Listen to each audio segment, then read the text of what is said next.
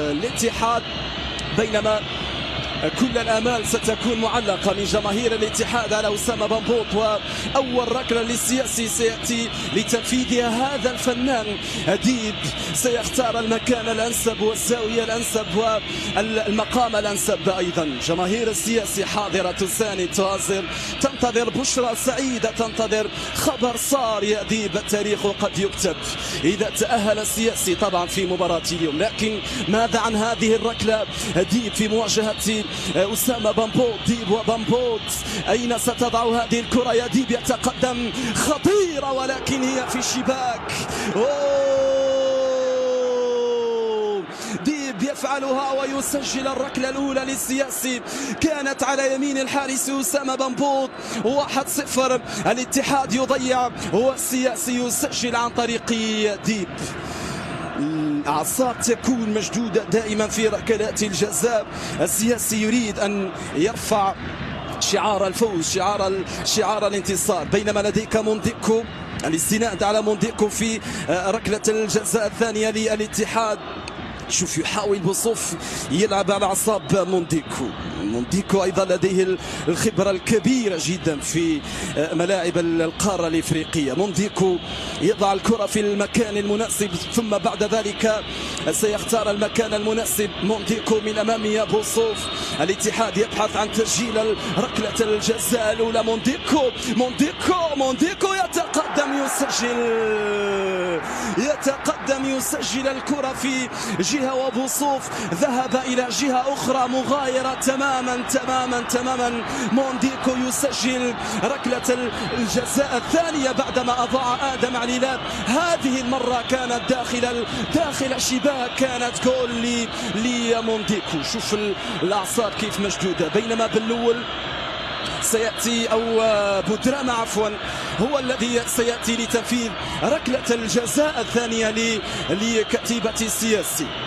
يتريث وينتظر ويحاول يعني أن يكتسب ذلك الهدوء وتلك الثقة. شوف يأخذ كامل وقته، لا يلتفت للضغوط القادمة من مدرجات ملعب 5 جويلية. بودراما وأسامة، بودراما يتقدم وأسامة بنبوط لم يصل على الكرة، تابعها بطريقة ممتازة ولكن كانت في الشباك، كانت جول يا بودراما. هذه ثاني ركلة جزاء يسجلها السياسي، والاتحاد أضاع الأولى عن طريق آدم عليلات. يا أسامة يا بنبوط، يا أسامة يا بنبوط. شوف الجماهير تتفاعل مع كل لقطة، مع كل همسة، مع كل لمسة، مع كل تحرك، بل تتفاعل بكل جوارحها مع هكذا لحظات ومع هكذا دقائق. لديك محروز قادم من أمامي بوصوف، محروز وبوصوف صغير السن لكن كبير الإمكانيات وكبير الموهبة. شوف الشخصية تعرفها من النظرات. هذا ومحروز من أمامي بوصوف، محروز خلاص اختار الزاوية، يتقدم بعد ذلك بوصوف يتصدى. كالما هكذا يقول بوصوف في ركلة جزاء ثانية أضاعها فريق الاتحاد، هذه المرة عن طريق محروز، تابعها بطريقة ممتازة جدا. بوصوف قد يكون رجل المشاهد في كل الأوقات، قد يكون هو الرجل الأول في كل الأوقات. جماهير الاتحاد كلها واقفة في مدرجات ملعب 5 جويلية. لديك مصالة مرباح القادم في هذه اللحظات، القادم بهذه الكرة من أمام أسامة بنبوط. يتقدم مصالة مرباح، ضاعت يا مصالة يا مرباح، ضاعت هذه الكرة. والاتحاد يتشبث الآن بالكثير من الأمل، بالكثير من الأمنيات، لكن هل ستكون تلك الأمنيات معلقة بخيط رفيع؟ من هو اللاعب القادم في تسديد الركلة الرابعة للاتحاد لليسمى؟ يأتيك أداريد، الاسم القادم البوليفي القادم، الدول البوليفي القادم من أمامي بوصوف. هل سيسجل أم أن الكرة ستذهب إلى مكان آخر يا أداريد؟ يعني جماهير الاتحاد تقول لك سجل في هذه الكرة وخلاص ما تزيدش تسجل طول حياتك طول عمرك يا داليد. ها داليد من أمامي يا بوصوف، هل هي جول أم أن لبوصوف رأي وكلام آخر؟ شوف الكل على أعصابه يا داليد. ها داليد من أمامي بوصوف يتقدم يسجل بطريقة جميلة جدا، يسجل داليد بطريقة ممتازة جدا، يسجل ويوقع على الجول، يوقع على الهدف.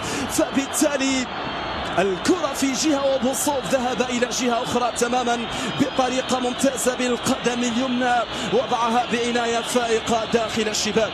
من هو القادم من السياسي؟ من هو الاسم القادم من السياسي؟ منذر بوطمين، اللاعب الذي سجل طبعا في لقاء الذهاب هنالك في قسنطينة. يتريث ينتظر، يضع الكرة في النقطة المناسبة. هل هي جول؟ هل هي في الشباك؟ خالد يشوف عض القميص وعض اصابع الندم وانامل الندم. بوطمين منذر من امامي، أسامة بنبوط يتقدم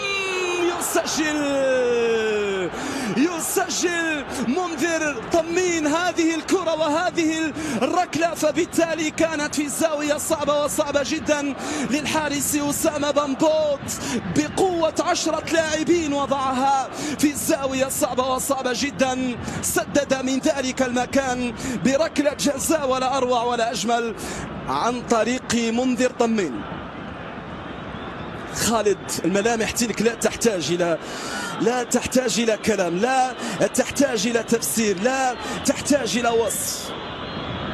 فبالتالي لديك حسام الدين غشة هذه المرة طبعا الأعصاب مشدودة والكل يتابع. فبالتالي أصحاب القلوب الضعيفة ممنوعين من مشاهدة هكذا لحظات. حتى موسى علي كيف هي معنوياتك وكيف هي نفسيتك؟ يتقدم إذن حسام الدين غشة من أمام يا بوصوف، هل سيسجلها حسام يسجل.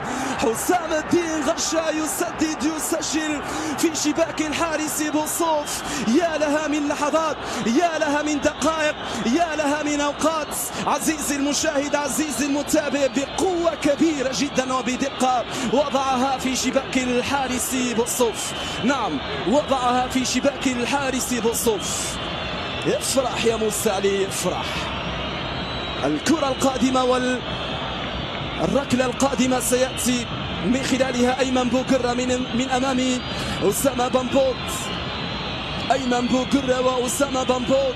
التاريخ قد يكتب في هذه اللحظات، التاريخ قد يكتب في هذه الكرة. يا أيمن، يا بوقرة يتقدم بوقرة أيمن بوقرة.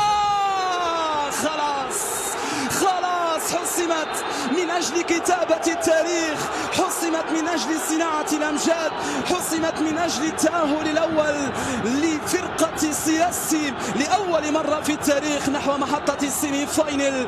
ومن ملعب الأبطال، من ملعب 5 جويلية، يكتبون هكذا قصص، يكتبون هكذا روايات، يكتبون هكذا حكايات. فعلها أيمن بوقرة من أمام أسامة بنبوط. السياسي نحو السيمي فاينل، السياسي يصل نحو السيمي فاينل بمداد الأمجاد، بمداد الأمنيات، بمداد العراقة والتاريخ. الجماهير التي تنقلت من قسنطينة نحو العاصمة لم تخب آمالها وظنونها. فبالتالي مباراة كانت تاريخية.